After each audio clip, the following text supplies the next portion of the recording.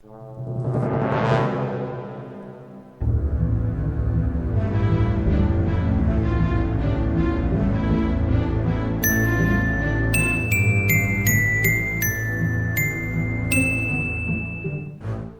Third Kiss.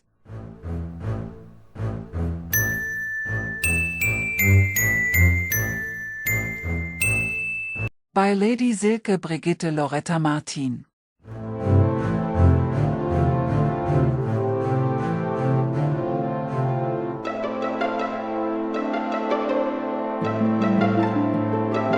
She was the new girl in town. And what a girl she was. Or better, what a woman. He had no idea when she came to town. Somehow she suddenly was there, working in the coffee shop next to the central station. What a woman she was, long-legged, a blonde blue-eyed beauty with perfect shape. And how strange, he had never seen a boyfriend picking her up at closing time. Over the months, Michael became a coffee addict. Not that he liked coffee too much, but once, sometimes even twice a day he showed up in the coffee shop, ordered a strong espresso with much sugar and sat down in the corner, watching that gorgeous woman. Gosh, she has legs, he thought, and she knows how to show them in her white miniskirt with the sheer pantyhose and red heels. And somehow it appeared to him that she was smiling the part of a second longer than what was necessary for business. And that she looked at him the part of a second longer than what was necessary to bring him his Italian espresso, and that she walked a bit slower on her high heels than what was necessary to reach the counter again. What a pretty flamingo, he whispered to himself. Her name was Charlotte. After some weeks he learned that she was in fact not from here. She was 27 and came from Europe, from Germany. He soon found out the hours when she was not too busy, and sat there at these hours, when she had some spare time, to tell him about the old German castle of Frauenstein on a rock high above the Rhine, where she once lived. Not that he cared much for medieval castles, but he would listen to her soft sweet voice with the lovely German accent for hours. Even if she had read some pages from the telephone book. One dark evening he took all his heart and asked her if there was no one to guide her home. She shook her head. I am a stranger here, a foreigner, and all alone, and my apartment is not too far away. He then asked if he might accompany her on her way home that night, and almost to his surprise she agreed. If it is your wish, you may freely do so, she said in a somehow old-fashioned style. It was his wish. And it was his wish to kiss her on the doorstep, and she yielded soon. The part of a second too soon for a young decent woman, but he did not realize it in all his joy and happiness. And then he made his first mistake, asking her for another kiss. She blushed, and she was even prettier when she blushed. When he hugged her he felt her heart beat fast. If it is your wish, you may freely do so, she said again. These old-fashioned Germans, they are funny in a way, he thought, but they are so cute. And then he smelled her so very feminine perfume and kissed her. His next mistake was that he kissed her for the third time. And her heart beat even faster. Michael was never what one might call a womanizer. He was a rather shy guy with spectacles, not very good at sports, just some occasional bowling. He was exactly the type of guy one knows from any office in the world, quickly looked at, and soon forgotten. And then, this gorgeous blonde with her excellent curves was smiling at him, brightly smiling at him. He felt incredibly happy, and was overjoyed, overwhelmed, with such a beauty queen in his arms. And then he made his biggest mistake. Charlotte, if I could stay for the night, I shall grant you whatever you want, he said. Charlotte stood very close to him. Whatever I want, I may utter a wish, she asked, and he thought he could almost hear her heart beat. Whatever it is, you may freely do so. He smiled, not knowing that it was his last mistake. If it is freely granted, Then I shall do so, Charlotte said, while they walked in. It is, my sweet Fräulein.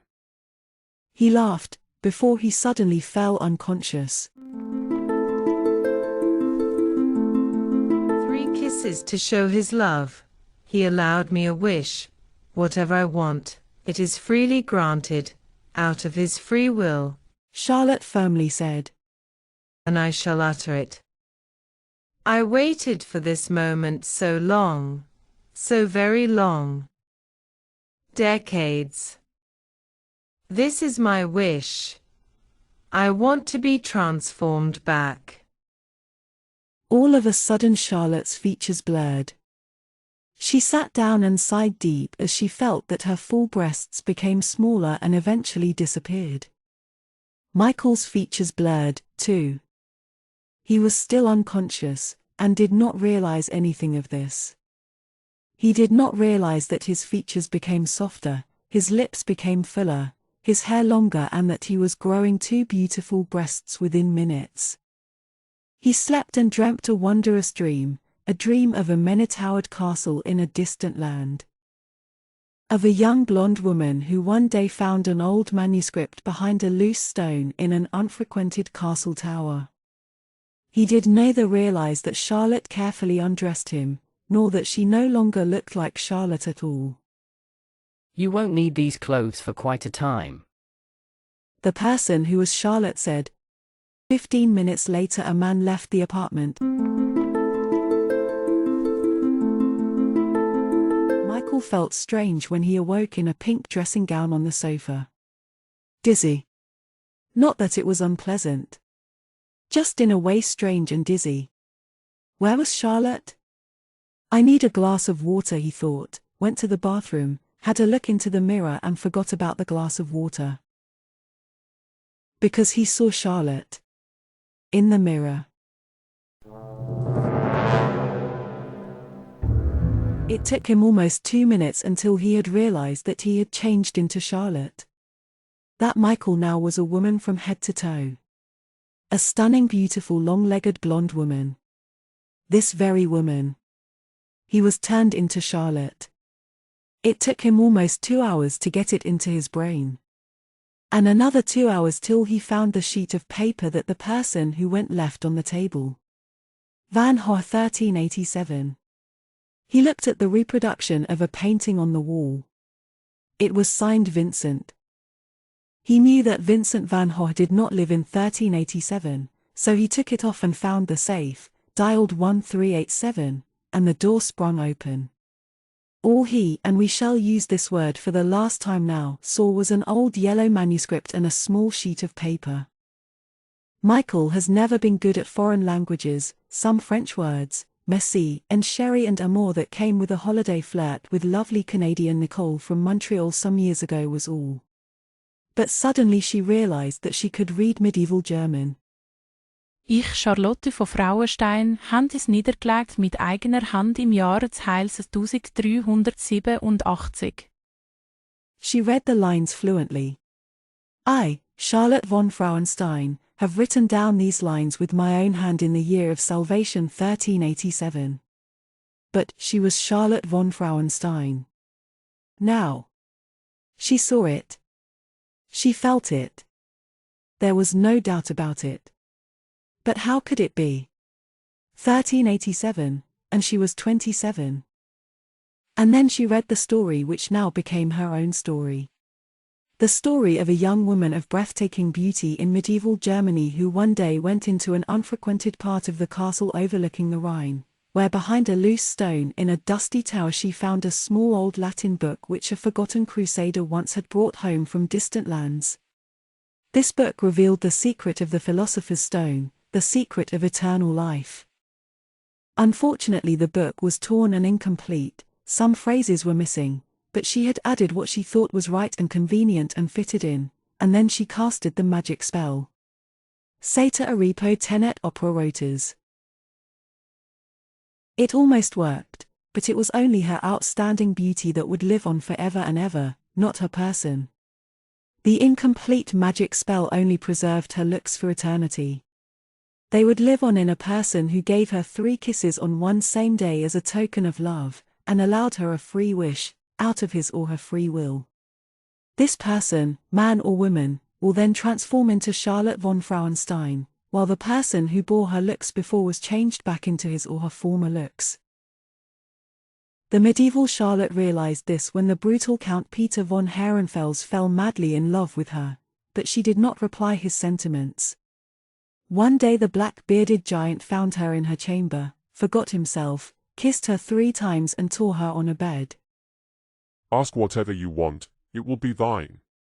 But you will be mine tonight, he exclaimed. And out of her fear she cried, I can never love you, oh that you were a woman and left me alone. The stout Count Peter von Herrenfels, who once had killed a wild boar with his own bare hands, never tried to rape a beautiful lady again.